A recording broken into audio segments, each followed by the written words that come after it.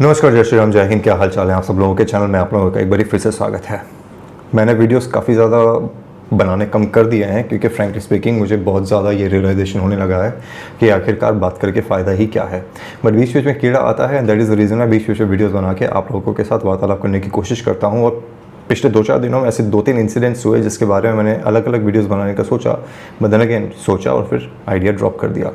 But आज कुछ ऐसा हुआ जिसके बारे में जानने के पश्चात मैंने सोचा ये 2-3 चीज़ें जो हैं आपको एकाग्रित करके एक ही वीडियो के अंदर सब कुछ घुसा के आपके साथ बात कर लेता हूँ। 10-12 मिनट, ज़्यादा लंबा वीडियो नहीं है, ज़्यादा समय भी नहीं लूँगा आप लोगों का। जो 3 चीज़ें हुई उनके बारे में बताऊं और उसके बारे में विचार विमर्श करें। उसके पहले एक छोटा सा एक इमोशन है जो आपके साथ शेयर करना चाहता हूं। वो ये कि आखिरकार इस देश के अंदर मुझे ही ऐसा प्रतीत हो रहा है या आपको भी ऐसा लग रहा है कि हिंदू होना तो गुनाह है, हिंदुओं के बारे में बात करना उससे भी बड़ा गुनाह है। जैसा कि मैंने तो एक्सपीरियंस किया है पिछले 5-6 सालों में, जब से मैंने कंटेंट बनाना शुरू किया है यूट्यूब और सोशल मीडिया के ऊपर। देश के बारे में सोचना गुनाह है और देश के बारे में बात करना तो उससे भी बड़ा गुनाह है। सवाल पूछना तो गुनाह है ही है, पर सवाल पूछने के बाद ये उम्मीद रखना कि सामने वाला आपको इज्जत देगा या ढंग से आपसे वार्तालाप करेगा, वो तो उससे भी बड़ा गुनाह है। और यही वो वजह है यही वो इमोशन है बेसिकली, जिसको रियलाइज़ करने के पश्चात मुझे ये ऐसा लग रहा है अब कि नहीं, अब यूट्यूब नहीं हो गया देश के बारे में, हिंदू के बारे में जो भी। बट 2-3 घटनाएं हुई तो मन का कीड़ा जागा और मन के कीड़े के जागने की वजह से आप लोगों के साथ 3 चीज़ें शेयर करने के लिए आया हूँ। 1 सेकेंड, ज़्यादा लंबा वीडियो नहीं है, छोटा वार्तालाप करके ख़त्म कर दूंगा। अजीत भारती के अगेंस्ट में एफआईआर हुई है SC/ST केस के अंतर्गत में, उसके बारे में विचार विमर्श करेंगे।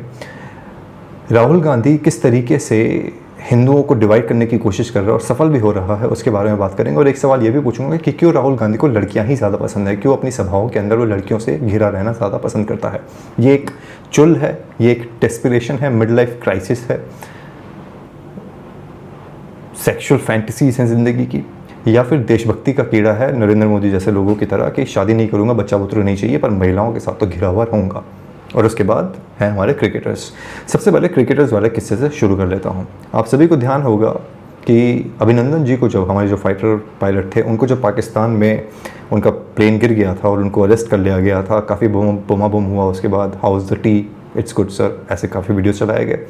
उसके बाद काफ़ी लंबे अंतराल तक और इवन आज तक, अभी जो T20 वर्ल्ड कप्स भी हुए, कोविड के टाइम पे भी, हर मौसम में हर साल किसी ना किसी एक पाकिस्तानी क्रिकेटर ने चाय वाला ये सरकाज़म जो है सोशल मीडिया पे डाला ज़रूर है। पर हमारे किसी भी क्रिकेटर ने, ना एक्टिव ना एक्स क्रिकेटर ने, कभी भी उसके अगेंस्ट में कुछ बोला है कि भाई आप जो ये कर रहे हो ये गलत कर रहे हो।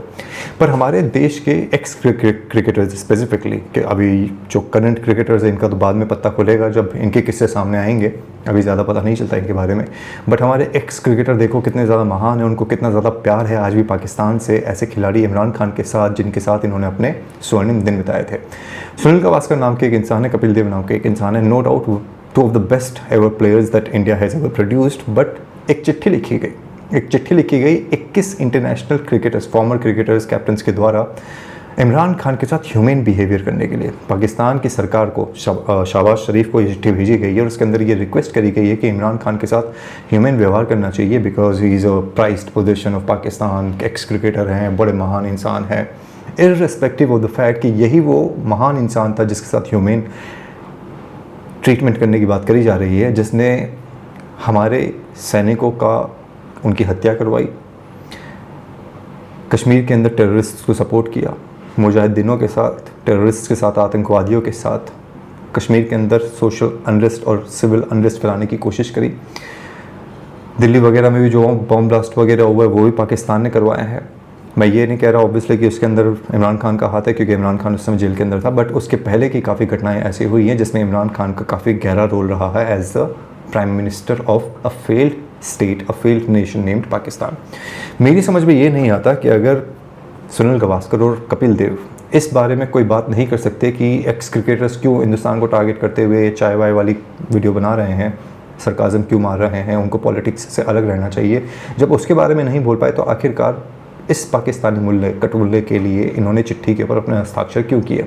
ये जो आंदोलन जीवी, ये जो लेटर राइटिंग वाला जो एक नया फिनोमेना शुरू हुआ है 2014 के बाद से स्पेसिफिकली, उसके अंदर क्रिकेटर्स भी सामने आ गए हैं। अब कई लोग ये बोलेंगे कि भाई क्रिकेटर्स का इसके अंदर क्या रोल। अगर इमरान खान क्रिकेटर नहीं रहा, पॉलिटिशियन नहीं बना होता, प्राइम मिनिस्टर नहीं बना होता, अगर उसने भी भारत के अगेंस्ट में काम नहीं किया होता, तो फिर भी एक बारी को मैं लिवे दे सकता था कपिल देव को और सुनील गावस्कर को कि भाई ठीक है, एज एक्स क्रिकेटर्स आप इस तरीके का कोई कॉन्वर्सेशन करना चाहते थे, and there is nothing wrong about it. But once a guy has turned into a politician, there is no looking back, there is no denying the fact कि उसका भी हाथ हिंदुस्तान में अनरेस्ट फैलाने में उतना ही रहा है जितना कि दूसरे पाकिस्तानी प्रीमियर्स का रहा है, इंक्लूडिंग शहबाज शरीफ और मुनीर, आसिम मुनीर वगैरह जो भी है, जिनको फील्ड मार्शल पूरी ज़िंदगी के लिए बना दिया गया है।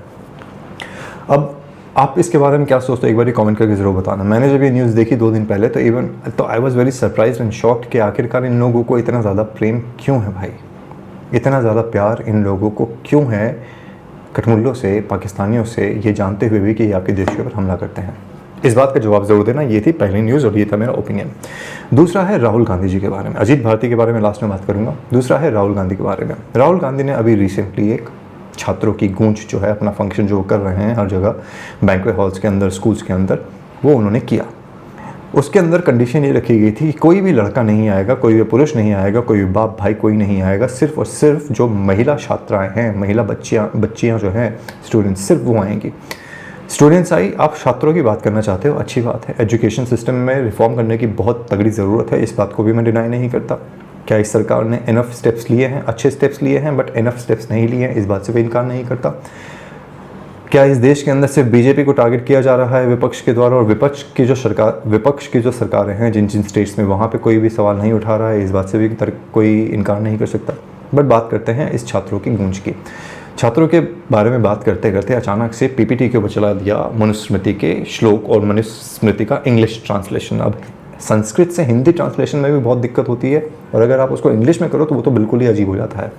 उसके अंदर उन्होंने बेसिकली एक श्लोक पढ़ के, ट्रांसलेशन करके इंग्लिश में पढ़ के बताया कि महिला की इज्जत मनुस्मृति के उसको आधार मान के क्या है हिंदुस्तान के अंदर, कि पैदा होगी तो बाप के अधीन होगी, बड़ी होगी तो भाई के अधीन होगी, अपने ससुराल चली जाएगी तो पति के अधीन होगी, और हमेशा किसी न किसी मर्द के उसके अधीन ही उसको रहना पड़ेगा।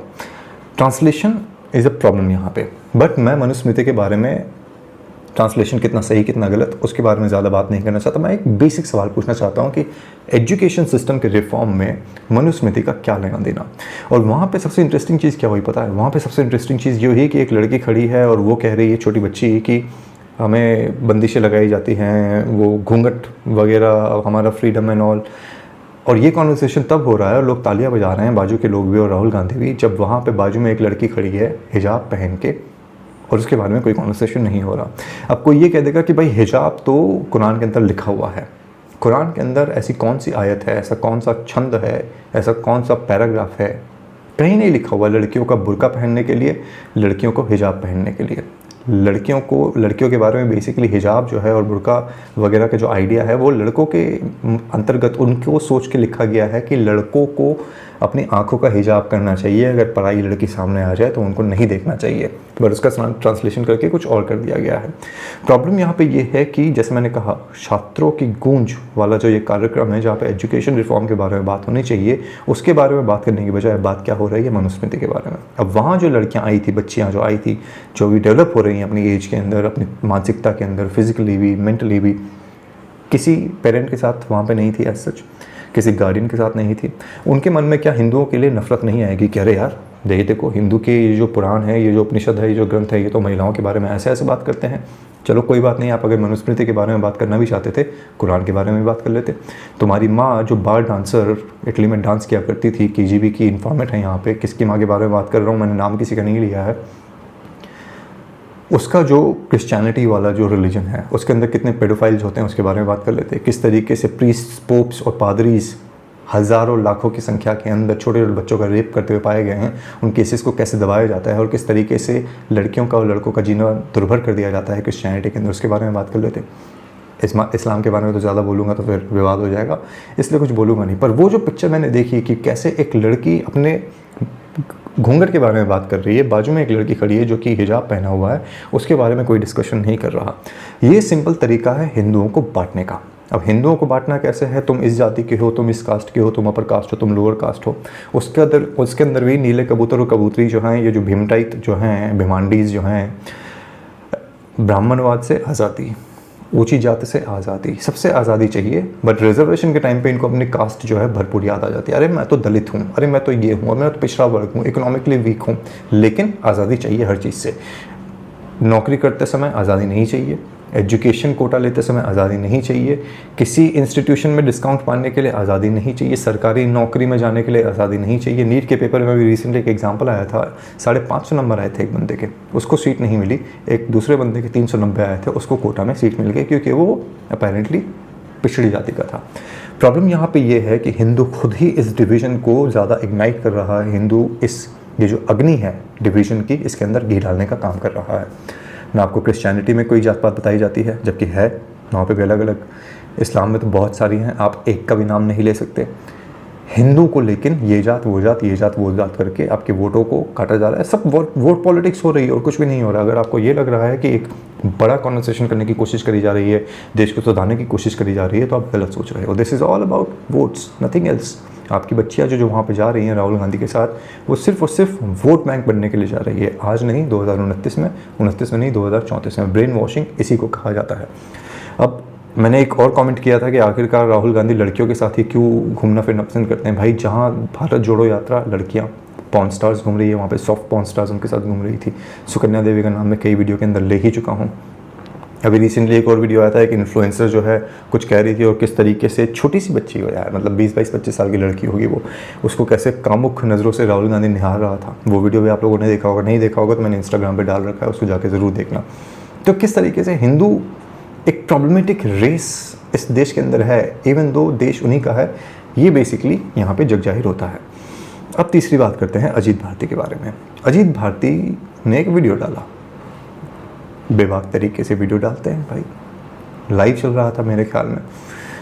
तो वहाँ पे किसी एक बंदे ने कमेंट कर दिया कि तुम अपनी बहन को, ये जो रावण है एक उत्तर प्रदेश का, मेरे ख्याल में है दलित नेता लेकिन पहरेदार बना हुआ है मुसलमानों का, तो उसका नाम लेके किसी ने अजीत भारती को कमेंट कर दिया कि तुम अपनी बहन को उसके पास भेज दो, वो पहुँच जाएगी वहाँ पे, तो ये सारा कुछ काम धाम जो है ख़त्म हो जाएगा। एग्जैक्ट क्या है मैं आपको बता देता हूँ, क्योंकि मुद्दे सही तरीके से सामने आए तो बेहतर है।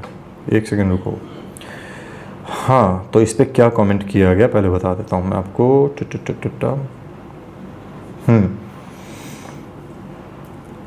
अ मैन आइडेंटिफाई एज सिंघधन, ये कमेंट लिखा उसने, left a disgusting comment suggesting that the YouTuber send off his sister to the Bhim Army chief and that would end the need for reservation. यानी कि तुम अपनी बहन को इस भीमटाई के पास भेज दो, रिजर्वेशन की ज़रूरत जो है ख़त्म हो जाएगी। अब ये एक डिस्टर्बिंग पेट्रियार्कल कमेंट है जो रेप के माइंडसेट को बेसिकली उजागर करता है। और ये भीमटाइट, ये भिमांडीज और ये जो रावण के जो फॉलोअर है, ये सारे के सारे वैसे ही हैं। सारे की पूरी इसकी जो जनता है रेपिस्ट है, क्रिमिनल्स हैं, और किस निचले दर्ज के हैं बता भी नहीं सकता। अब इसके रिस्पॉन्स में अजीत भारती ने एक पलट के जवाब दे दिया। उन्होंने कहा कि my sister is already married and has 2 children, she is quite comfortable in her life. उसके आगे कहते हैं, have you seen Chandrashekhar's face, it is not even worthy of being spat on. यानी कि उसके चेहरे पे मैं थूकूंगा भी नहीं, उसकी मूछ को देख के मैं उसके मुंह पे थूक दूंगा। Many things are considered at the time of marriage just because he is a, फिर एक शब्द कहा जा गया है CHAMAR, जिसका मैं प्रोनाउंसिएशन नहीं करूँगा वरना मेरे पर भी केस हो जाएगा। ही is a CHAMAR and an MP. Marriages don't happen like that. Chandrasekhar will have to make himself worthy enough to ask for the hand of a daughter of any Savarna individual. अपने ऊपर उन्होंने बोला।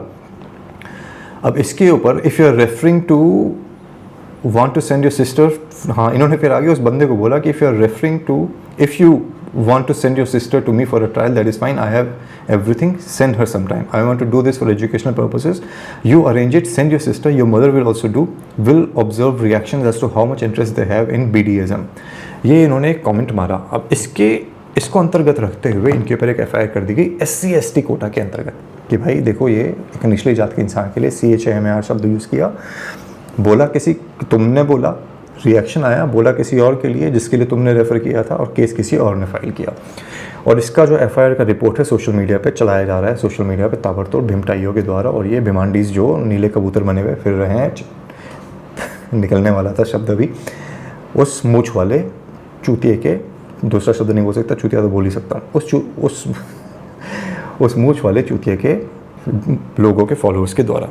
अब इसमें हो क्या रहा है, इसके ऊपर जब थोड़ा सा पुशबैक आया अजीत भारती को, इन्होंने एक बहुत नॉर्मल सा क्वेश्चन पूछा कि अगर आपकी बहन के लिए अगर कोई इस तरीके का कमेंट करेगा तो आप क्या बैठ के सुन लोगे, और अगर मैं बैठ के सुनने का ही मेरा काम है तो मेरे हिंदू होने का क्या फ़ायदा, मेरा सवर्ण होने का, अपनी जाति पे भाई जिसको हर किसी को फ़क्र होता है, फिर अगर जाति के बारे में बात करनी है, and if he identifies himself as a savarna which he is, तो उनको वो क्यों ना बोले फिर अपनी जात के बारे में। और अगर वो अपनी जात के बारे में बोल रहे हैं तो तुमको अपनी जात की छोटी क्यों लगने लगी, तुमने तो अपना रेफरेंस वैसे ही उठा के दिया था कि हमको ऐसे बोल दिया वैसे बोल दिया। अब ये जो ड्रैकोनियन लॉ है SC/ST वाला, इसके बारे में आपको पता है कि इंक्वायरी के पहले अरेस्ट होता है। अब ये केस तगड़ा हो गया है, हालांकि he is very confident, Ajit Bharti काफ़ी कॉन्फिडेंट है कि ये केस कोर्ट में टिकेगा नहीं, बट अरेस्ट तो एक बार ही होगा, I am very sure about it, क्योंकि इंक्वायरी के पहले अरेस्ट होता है, बेल वेल तो बात का किस्सा है जो भी है। और इस चीज़ को, इस SC/ST कानून को सबसे ज़्यादा पावर किसने दी है पता है? आपके प्रधानमंत्री नरेंद्र दामोदर दास मोदी ने। उतना कठिन, हालांकि पहले भी ये एक बहुत ही स्ट्रॉन्ग, बहुत ही ड्रैकोनियन लॉ था, बट नरेंद्र मोदी ने आने के बाद इसके अंदर इतनी पावर्स दे दी हैं SC/ST लोगों को कि आपके खिलाफ कोई भी कहीं से भी मुंह उठा के कंप्लेंट कर सकता है और कोई सुनवाई आपकी नहीं होगी। देयर हैव बीन केसेस जहाँ पे 5-5, 4-4 साल लोग जेल बिता के आए हैं, उसके बाद निर्दोष साबित हुए हैं, क्योंकि उनको SC/ST केसेस जो है उनके ऊपर फाइल कर दिए गए थे। और इस केस ने, इस इंसिडेंट ने मुझे फिर सोचने में मजबूर कर दिया कि भाई Hindu for what, and that is the reason Y आप ये जो decreased number of my videos देख रहे हो यूट्यूब के ऊपर, मेरा इंटरेस्ट खत्म हो गया भाई। आई have more or less given up in terms of how content needs to be created, specially when it comes to talking about this country and Hindus. But कीड़ा जगह, इसलिए एक वीडियो मैंने बना लिया। क्रक्स ऑफ द स्टोरी क्या है? Crux of the story is disappointment, crux of the story is right wing फक्स itself. Hindus fuck themselves. Hindus are the worst possible race that I have come across. मैं एक हिंदू हूँ, पर ये बोलने में मुझे कोई शर्म नहीं आ रही कि इस देश के अंदर हिंदू से घटिया प्रजाति इस समय है ही नहीं। ऐसी प्रजाति जो अपने ही देश को बर्बाद करने में टिकी हुई है, सबसे बड़ा कंट्रीब्यूशन भी इन्हीं का है। और ये देश जब इस्लामिक रिपब्लिक ऑफ इंडिया बनेगा, हिंदुओं का सबसे बड़ा हाथ उसके अंदर होगा, मुसलमानों का नहीं। That is all that I am feeling right now, that is the reason why, जैसे मैंने कहा, this is what I wanted to share with you. आप क्या सोचते हो इन सब चीज़ों के बारे में? कमेंट करके ज़रूर बताना। जय श्री राम।